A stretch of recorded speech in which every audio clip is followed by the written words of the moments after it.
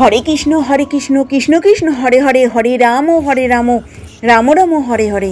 जय श्री कृष्ण चैतन्य प्रभु नित्यानंद श्री अद्वैत गदाधर शिवासादि गौर भक्तबृंद। आज के आमी अपरा एकादशी सम्बन्धे आपनादेर संगे शेयर करब। कबे पड़ेছে एकादशी? कृष्ण पक्षेर अपरा एकादशी, ज्येष्ठ मासेर एकादशी।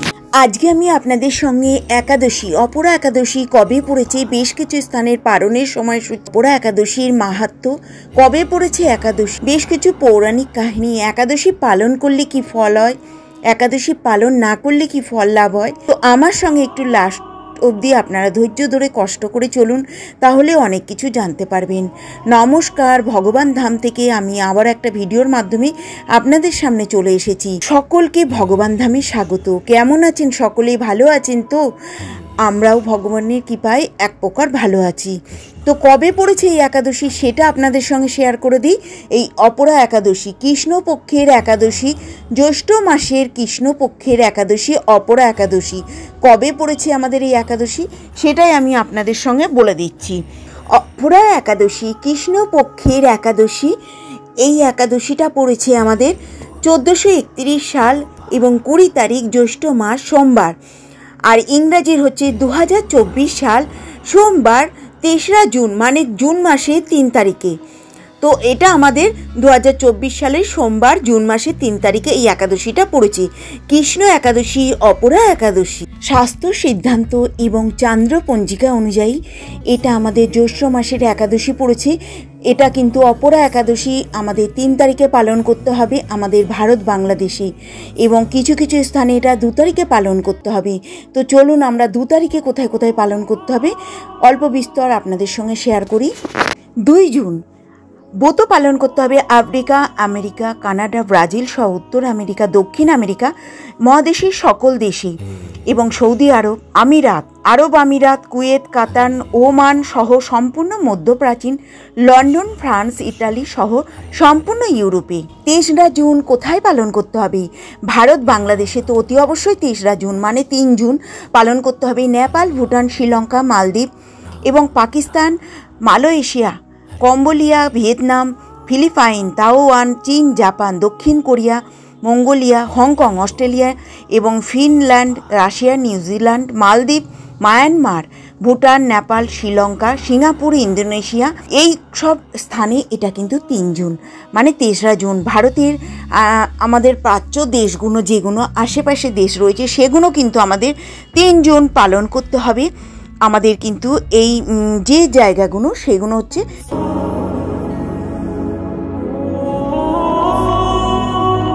সূর্য সিদ্ধান্ত চান্দ্র পঞ্জিকা অনুযায়ী এটা আমাদের জ্যৈষ্ঠ মাস এর একাদশী, এবং এটা কিন্তু আমাদের 3 তারিখেই ব্রত পালন করতে হবে বাংলাদেশ এবং আমাদের ভারতবর্ষে সমস্ত দেশ। তো এইভাবে কিন্তু আমরা ব্রত পালন করব। এবার আমরা বলে দিই একাদশীর আগের দিন, পরের দিন, দিনের দিন কিভাবে আমরা ব্রত পালন করব এবং খাদ্য তালিকায় আমরা কি কি খাবার নেব।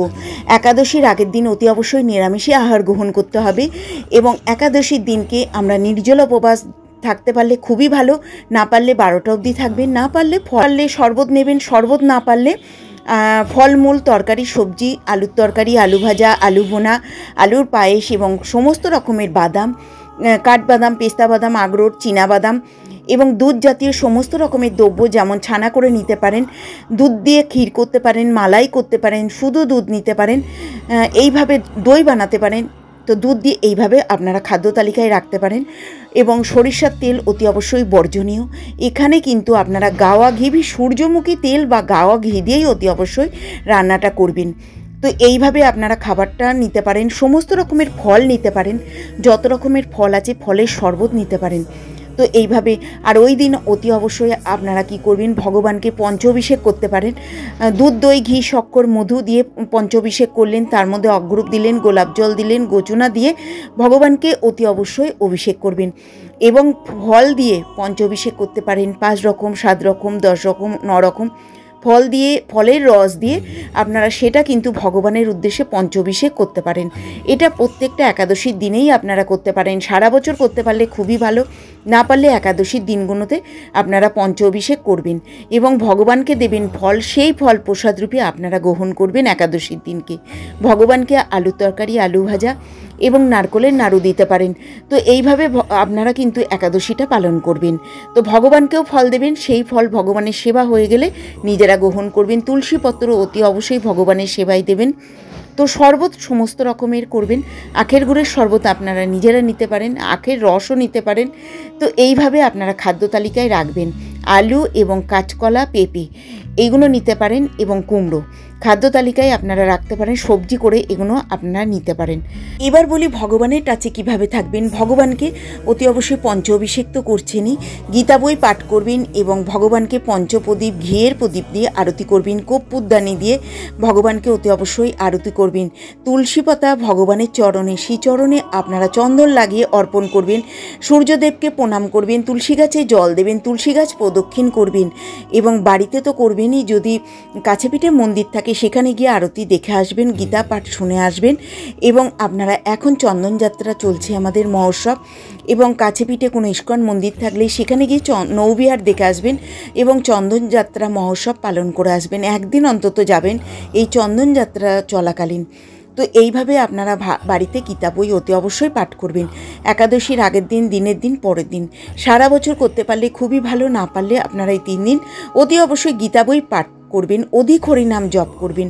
ভগবানকে তুলসীপত্র দেবেন, ভগবানের তুলসী গাছের মালা করে দেবেন এবং ভগবানকে যেসব তুলসী গাছের কাঠগুলো শুকিয়ে গেছে সেগুলো অনেক বেশি থাকলে জলে দেবেন, না হলে অল্প হলে তুলোয় জড়িয়ে সেগুলো ঘিয়ে চুবিয়ে ভগবানের সেবা করবেন।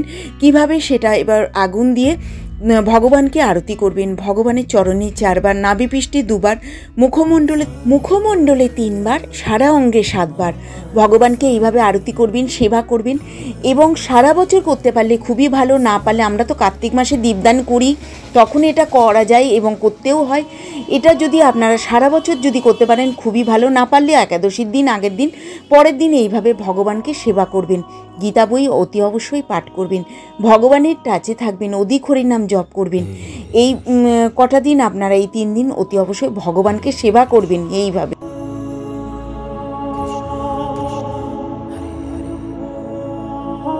3 দিন আপনারা ভগবানের টাচে কিভাবে থাকছেন। আগের দিন পুরো নিরামিষ আহার গ্রহণ করবেন এবং যারা বৈষ্ণব ভক্ত তাদের জন্য বলছি না, যারা বৈষ্ণব ভক্ত নন তাদের কথা বলছি যে 3 দিন নিরামিষ আহার গ্রহণ করবেন।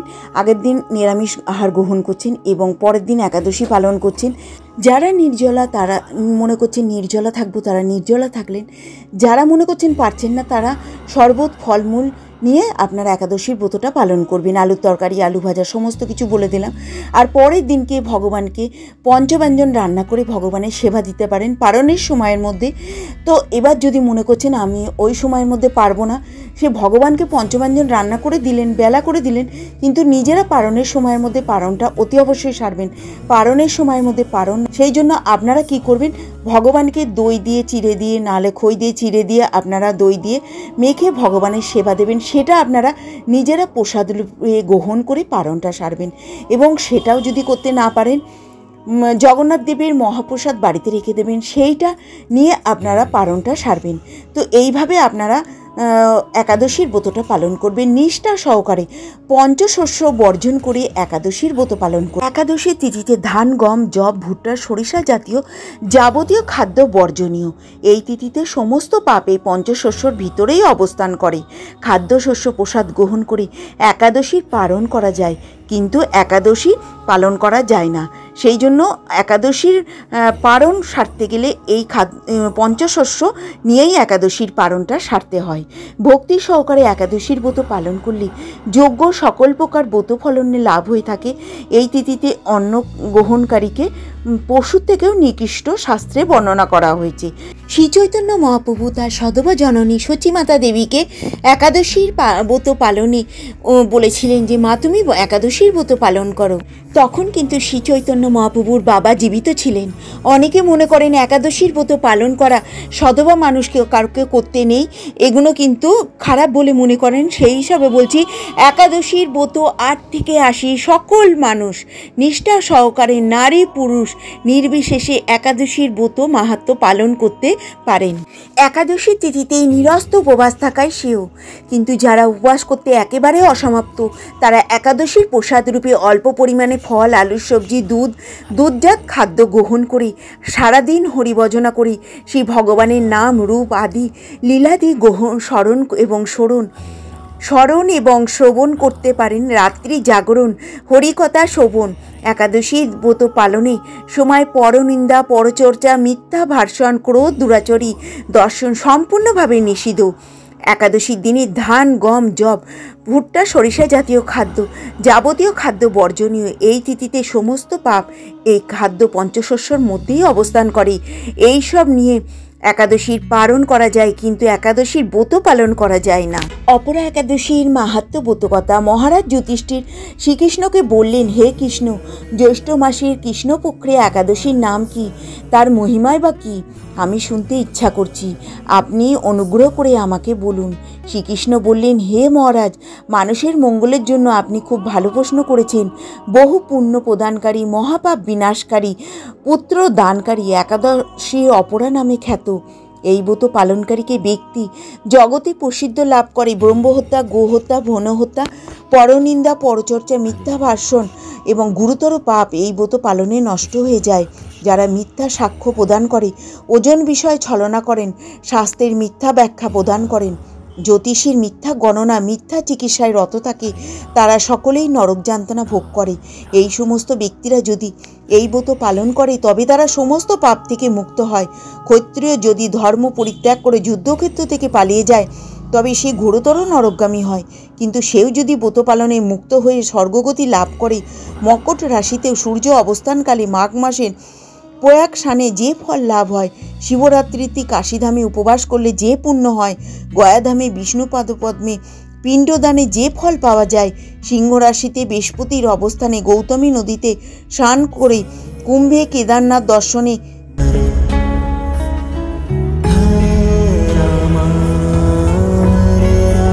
বদরিকা আশ্রম, ত্রা বদ্রীনারায়ণ সেবায়, সূর্যগ্রহণে, কুরুক্ষেত্রের স্থানে, হাতি ঘোড়া স্বর্ণদানে, দক্ষিণা যজ্ঞে সম্পাদন করলে যে ফল হয়, এই ব্রত পালন করলে অনায়াসে এই সকল ফল লাভ হয়ে থাকে।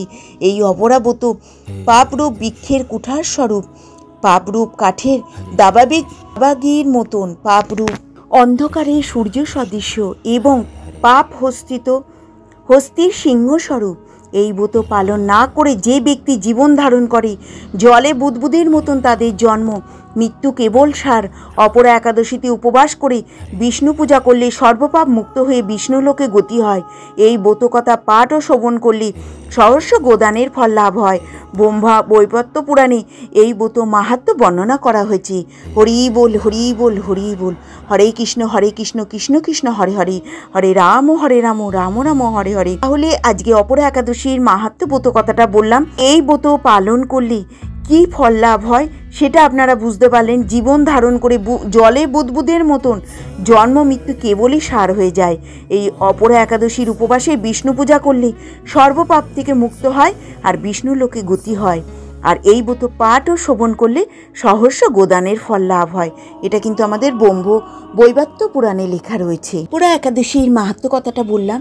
এবার বেশ কিছু স্থানের পালনের সময়সূচি আমি একই সঙ্গে আপনাদের সামনে প্রদান করছি, তো আপনারা আমার সঙ্গে চলুন। মায়াপুরীর পালনের সময়সূচি, আমরা 3 তারিখে একাদশী পালন করব, 4 তারিখে আমরা পালন সারব।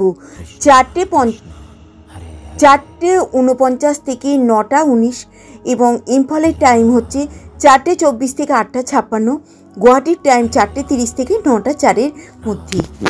কলকাতার পালনের সময়সূচি 4:51 থেকে 9:20 মধ্যে। ঈশ্বরের পালনের সময়সূচি 5:06 থেকে 9:32 মধ্যে।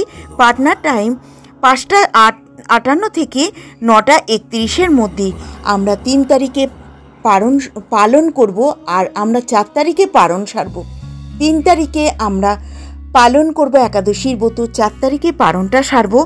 তো আমরা কিন্তু একাদশী ব্রত পালনে আমরা যদি ভালো করে পালনটা করে আমরা যদি পালনটা সময়ের মধ্যে না পালন করি তাহলে কিন্তু কোনো ফল লাভ হয় না। তো এবার শুনুন, কাঠমান্ডুর 5:41 থেকে 5:58, নাগপুরের পালনের সময়সূচি 5:31 থেকে 9:58 মধ্যে, বৃন্দাবনের পালনের সময়সূচি 5:23 থেকে 9:59, দিল্লির সময় 5:23 থেকে 10টা, হায়দ্রাবাদের পালনের সময়সূচি 5:40 থেকে 10:03, ত্রিবাদ্রমের পালনের সময়সূচি 6:32 থেকে 10:14, কম্বোর সময়সূচি 5:53 থেকে 10:03, ব্যাঙ্গালোরের সময়সূচি 5:52 থেকে 10:09 মধ্যে, মুম্বাইয়ের সময়সূচি 6টা থেকে 10:24, আহমেদাবাদের টাইম 5:53 থেকে 10:23, উধমপুরের টাইম হচ্ছে 5:21 থেকে 10:05 মধ্যে। তো পালনের সময়সূচির মধ্যে অতি অবশ্যই পালনটা সারবেন। কিভাবে সারবেন সেটাও আমি সমস্ত কিছু বলে দিলাম। সহজভাবে আপনারা ভগবানের সেবা করবেন, সহজভাবে, এটাকে কঠিনভাবে নেবেন না যে একাদশীর ব্রত পালন অনেক কঠিন, অনেক আমরা করতে পারবো না, সেরমভাবে নিজেরা নেবেন না। একাদশীর ব্রত পালন খুবই সহজ। যেমন আমাদের ভক্তের মধ্যে শিব শ্রেষ্ঠ, নদীর মধ্যে গঙ্গা শ্রেষ্ঠ, ব্রতের মধ্যে একাদশীর ব্রত সর্বোত্তম, সর্বশ্রেষ্ঠ। সমস্ত পুজো আচ্ছারা আপনারা করছেন ঠিক আছে, একাদশীর ব্রত নিষ্ঠা সহকারে পালন করলেও সব পুজোর মধ্যে সর্বশ্রেষ্ঠ ব্রত। তো আপনারা একাদশীর ব্রতটা নিষ্ঠা সহকারে পালন করবেন। হরে কৃষ্ণ। এবার আমি বলবো একাদশীর ব্রত পালন না করলে কি ফল লাভ হয় এবং পালন করলে কত কিছু ফল লাভ হয়। তুলসী গাছের কিছু মাহাত্ম্য এখানে আপনাদের সঙ্গে দেব, তো আপনারা আমার সঙ্গে চলুন লাস্ট অবধি। একাদশী তিথি সকল অভীষ্ট প্রদানকারী এই ব্রত পালন করার ফলে সমস্ত পাপ বিনষ্ট হয়, সর্বসৌভাগ্যের উদার হয়। সর্বোপরি তা ভগবান শ্রীকৃষ্ণের প্রীতিবিধান করে এবং তার পাদপদ্মে শুদ্ধ ভক্তি লাভ করতে সহায়তা করে। শাস্ত্রে যে 14টি প্রকার ভক্তাঙ্গের কথা বলা হয়েছে তার মধ্যে একাদশীর ব্রত অন্যতম প্রধান অঙ্গ, সমস্ত ব্রতের মধ্যে শ্রেষ্ঠ। তাই নারী পুরুষ জাতি ধর্ম নির্বিশেষে সকলের এই ব্রত একাদশীর ব্রত পালন করা কর্তব্য। একাদশীর ব্রত পালনের অন্য শাস্ত্রে নির্ধারিত বিবিধ বিধিনিষেধ আছে। এই সমস্ত বিধিনিষেধ অনুকূলে একাদশীর ব্রত পালন করলে ভগবান ধামে ফিরে যাওয়া যায়, তার বহু দৃষ্টান্ত শাস্ত্রে প্রদান করা হয়েছে। শাস্ত্রে উল্লেখিত এই সমস্ত দিব্য ঐতিহাসিক কাহিনী, একাদশীর ব্রতের মহিমা, নিয়মাবলী সম্বলিত এই একাদশীর মাহাত্ম্য এবং ভক্তি জীবনের পরম সম্পদ, যেটি পাঠ করার ফলে পারমাত্মিক উন্নতি লাভের একমাত্র অনায়াসে ভগবান ধামে ফিরে যাওয়া যায়। স্বয়ং ভগবান শ্রীকৃষ্ণ যুধিষ্ঠির মহারাজের কাছে এই একাদশীর মাহাত্ম্য বর্ণনা করেছেন। সমস্ত একাদশীর ব্রত পালনে লাভ হয়ে থাকে মেরু পর্বত তুল্য পাপরাশি। একাদশীর প্রভাবে বিনষ্ট হয় এই ব্রতের সকল তীর্থ, তপস্যার ফল পাওয়া যায়। পূর্বপুরুষদের কল্যাণ সাধনেও শ্রীহরির প্রীতি সাধনে পবিত্র একাদশীর সমান ব্রত জগতে আর নেই।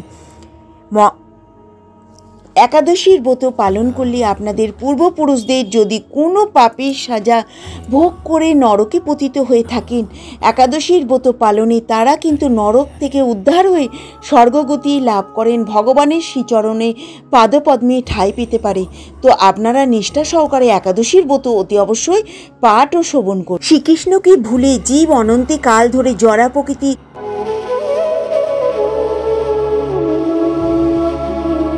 একাদশীকে উপেক্ষা করে তীর্থ স্নান আদি অন্য ব্রত পালনকারী গাছের গোড়া কেটিয়ে পাতায় জল দেওয়ার মতন অবস্থা। মুক্ত দায়নি, পাপ হারেনি। একাদশী বাজপেয় যজ্ঞ থেকেও বেশি ফল দান করে। এই তিথিতে ভক্তি সহকারে ভগবান বামন দেবের পূজা করেন। তিনি স্ত্রীলোকে পূজিত হন। পদ্মফুলে পদ্মলোচন শ্রী বিষ্ণুর অর্চনকারী বিষ্ণুলোক প্রাপ্ত হন। ভগবান তুলসী গাছের বা তুলসী পাতার স্পর্শ করলে এবং তুলসী পাতার কিছু মাহাত্ম্য তুলসী গাছের। তো চলুন, সাগর অরণ্য যুক্ত পৃথিবীদানের ফল, দুধবতী গাবিদানের ফল অনায়াসে এই ব্রত পালনে লাভ হয়। যারা পাপপুণ্য সাগরে নিমগ্ন, ব্রত তাদের উদ্ধারের একমাত্র সহজ উপায়। পবিত্র পাপনাশক শ্রেষ্ঠ ব্রত জগতে আর নেই। শ্রীহরি স্বয়ং এই মাহাত্ম্য কীর্তন করেছেন। রাত্রে জাগরণ যারা এই ব্রত পালন করেন তারা কখনো দুঃখ কষ্ট দুর্দশা হন না, ব্রত পালন করিকে নির্মজনী প্রাপ্ত হন না। কেশবপ্রিয়া তুলসী পাত্রে যিনি শ্রীহরির পুজো করেন, পদ্মপাতায় জলের মতন তিনি পাপের নির্লিপ্ত থাকেন। তুলসীপত্র দিয়ে বিষ্ণু পূজা ভগবানের যেমন সন্তুষ্ট হন, মণিমুক্তাদি দিয়ে মূল্যবান রত্নর মাধ্যমে তেমন প্রীত হন না। যিনি কেশবকে তুলসী মঞ্জুরি দিয়ে পুজো করেন, তার জন্মজন্মিত পাপ ক্ষয় হয়। এই প্রসঙ্গে ব্রহ্মা বললেন, হে নারদ, যিনি তুলসীকে প্রত্যহ দর্শন করেন তার সকল পাপরাশি বিদরিত হয়ে যায়। যিনি তাকে স্পর্শ করেন তার পাপমলিন দেহ পবিত্র হয়। তাকে প্রণাম করলে সমস্ত রোগ দূর হয়। তাকে জল সিঞ্চল করলে যমও তার কাছে আসতে ভয় পায়। শ্রীহরি তুলসী অর্পিত হলে শ্রী ভগবতী লাভ হয়। হে কৃষ্ণ ভক্তি প্রদায়িনী, তোমায় প্রণাম। যে ব্যক্তি হরিবাসরে ভগবানের সামনে দীপদান করেন, চিত্রগুপ্ত তার পুণ্যের সংখ্যা হিসাব করতে পারেন না। পিত্তপুরুষেরাও পরম তৃপ্ত লাভ করেন। হে রাজন, আপনার কাছে সর্বপাপ হারিনি। একাদশীর মাহাত্ম্য কিছু শুনলাম। সমস্ত যজ্ঞের ফল একাদশীর ব্রত পালনে লাভ হয়ে থাকে। মেরু পর্বত তুল্য পাপরাশি একাদশীর প্রভাবে বিনষ্ট হয়। এই ব্রতে সকল তীর্থ তপস্যার ফল পাওয়া যায়। পূর্বপুরুষদের কল্যাণ সাধন, শ্রীহরির প্রীতি সাধনে পবিত্র একাদশী সমান ব্রত আর জগতে নেই। এই একাদশীর ব্রত পালনে সর্বদা সুখ লাভ হয়, পাপ ক্ষয় হয়, সৌভাগ্য প্রাপ্তি ঘটে। দুর্ভাগা স্ত্রীলোক ব্রত পালনে সর্বসৌভাগ্য লাভ করে থাকে। ভক্তি মুক্তি প্রদানকারী এই ব্রত সর্বপাপ হরণকারী, গর্ভবাস যন্ত্রণা বিনাশ করে। এই ব্রত পালনে মান্ধান্তা এবং ধুধুমান আদি রাজারা দিব্যমান লাভ করেছেন। এমনকি মহাদেব শিবও এই একাদশীর ব্রত পালন করেছিলেন। 10,000 বছর তপস্যার ফল কেবলমাত্র এই একাদশীর ব্রত। শ্রদ্ধাবান ব্যক্তিও এই ব্রত পালনে তিনি ইহলোক পরলোক সমস্ত প্রকার বাঞ্ছিত ফল লাভ করেন। পাপমতি যে সব মানুষ কন্যার উপার্জিত অর্থে জীবন ধারণ করে, পুণ্যক্ষয়ে তাদের নরক যন্ত্রণা ভোগ করতে হয়। কখনো কন্যার অর্থয় উপার্জন গ্রহণ করা উচিত নয়। ব্যক্তি বিভিন্ন এবং স্বর্ণ অলঙ্কার সহ কন্যাদান করেন, তার পুণ্যের হিসাব স্বয়ং চিত্রগুপ্ত করতে অসমাপ্ত হন। এবং ব্রতকারী ব্যক্তি দশমীর দিনে কাঁসার পাত্রে ভোজন, মাছ, মাংস, মসুরির ডাল, ছোলা,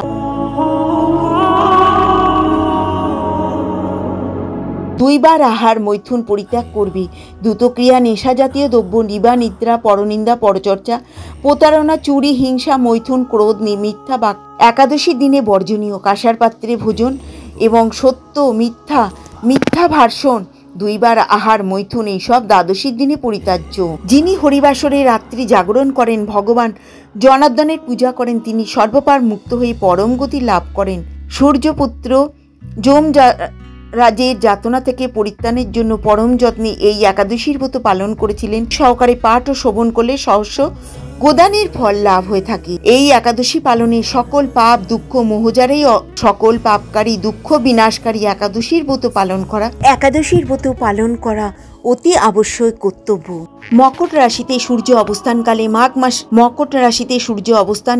মাঘ মাসের প্রয়াগে স্নানে যে ফল লাভ হয়, শিবরাত্রিতে কাশীধামে উপবাস করলে যে পুণ্য হয়, গয়াধামে বিষ্ণুপদে পিণ্ডদান করলে যে ফল পাওয়া যায়, সিংহ রাশিতে বৃহস্পতির অবস্থানে গৌতমী নদীতে স্নান করলে, কুম্ভে কেদারনাথ দর্শনে এবং বড়দিকা আশ্রম যাত্রায় বদ্রীনাথ সেবায়, সূর্যগ্রহণে কুরুক্ষেত্রের স্থানে হাতি ঘোড়া স্বর্ণদানে এবং দক্ষিণাসহ যজ্ঞ সম্পাদনে যে ফল লাভ হয়, এই ব্রত পালন করে সেই অনায়াসে সেই ফল লাভ হয়।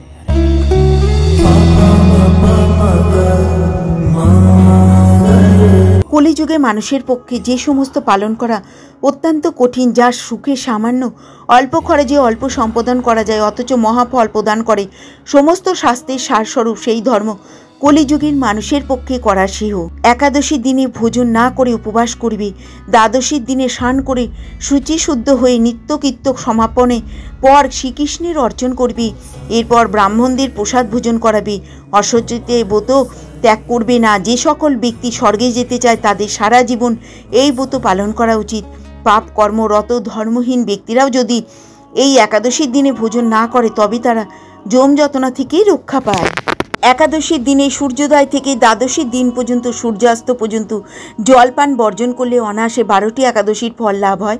বছরে অন্যান্য একাদশী পালনে অজান্তেও যদি কখনো ব্রতভঙ্গ হয়ে যায় তা এই হলে একাদশী একটিমাত্র একাদশী পালনে সেই দোষ দূর হয়। দ্বাদশীর দিনে ব্রহ্ম মুহূর্তে সানাদিকা সমাপ্য করে শিহরি পুজো করবি।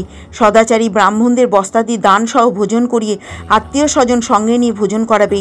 এইরূপ একাদশীর ব্রত পালনে যে প্রকার পুণ্য সঞ্চিত হয় তা সমস্ত একাদশীর ফল লাভে একটিমাত্র উপবাসে ব্রত উপবাসে শঙ্খচক্র গদা পদ্মধারিণী ভগবান শ্রীকৃষ্ণ বলেছেন, বৈদিক এবং লৌকিক সমস্ত ধর্ম পরিত্যাগ করে একমাত্র আমার শরণাপন্ন হয়ে নির্জলা একাদশীর ব্রত পালন করে তারা সর্বপাপে মুক্ত হয়।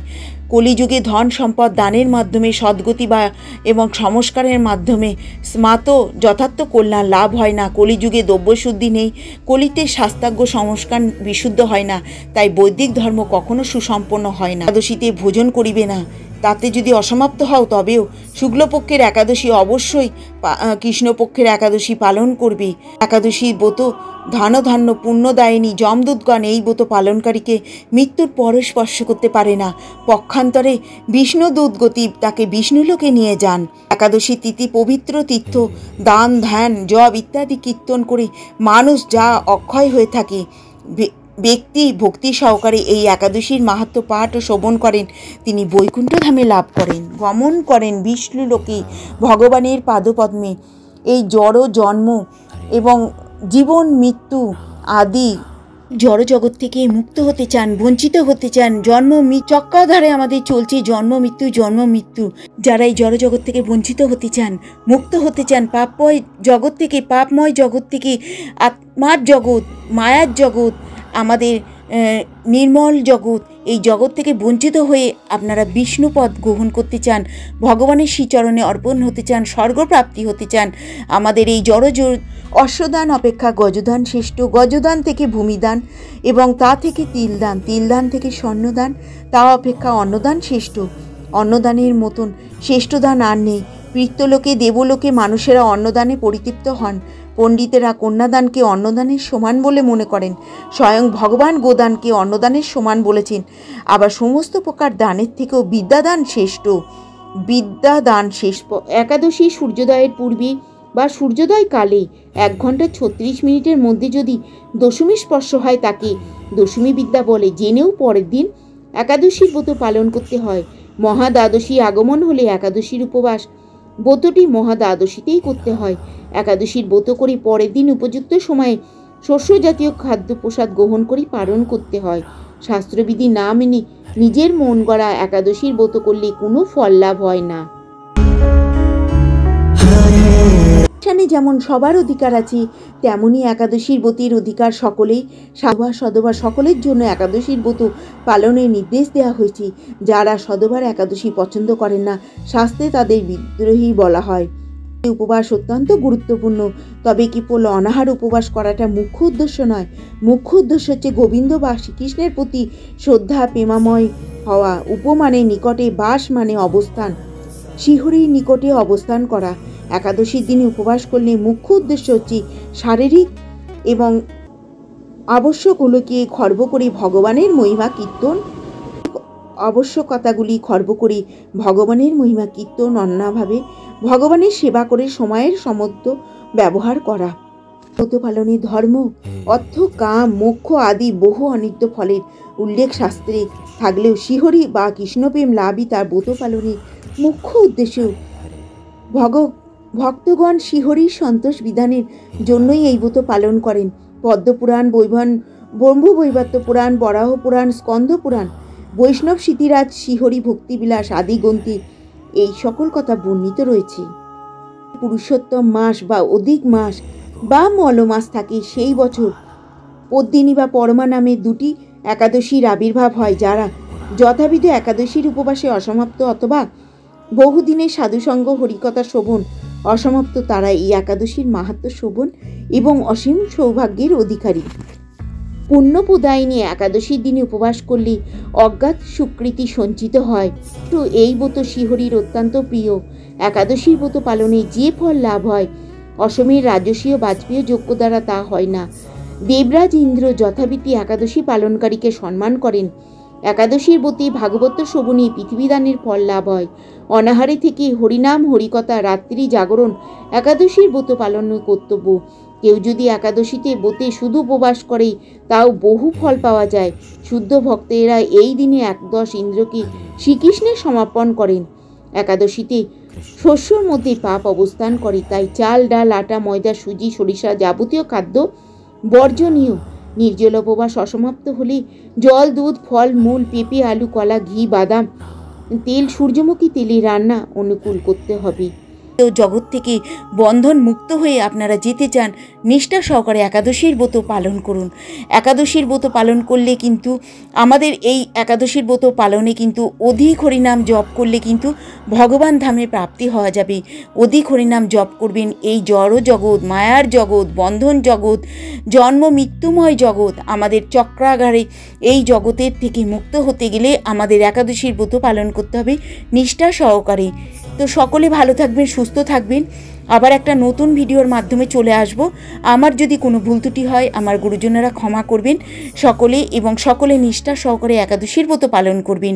সকলে ভালো থাকবেন, সুস্থ থাকবেন। আবার একটা নতুন ভিডিওর মাধ্যমে আপনাদের সামনে চলে আসব। নমস্কার।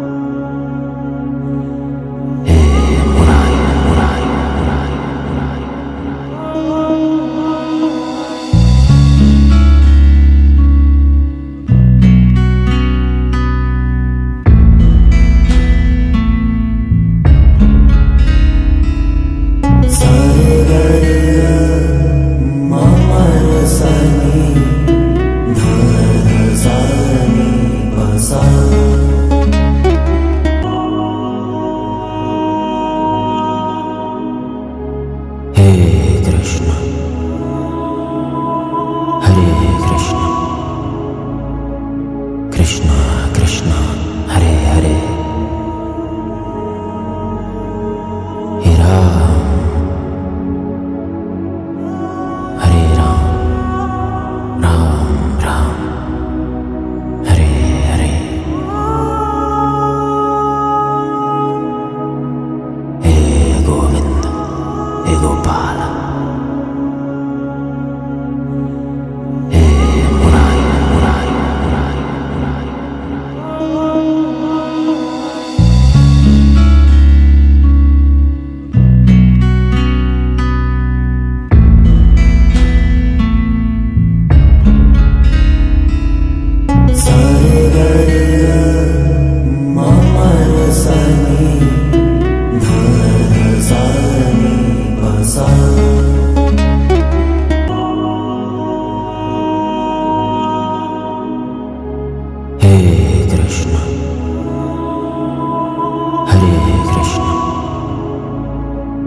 कृष्ण कृष्ण हरे हरे हे राम हरे राम राम राम हरे हरे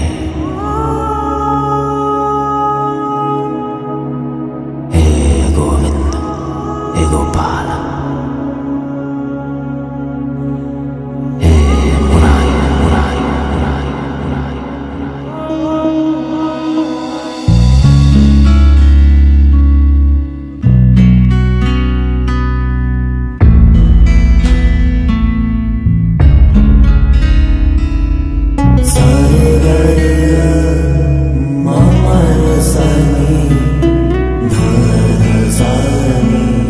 सा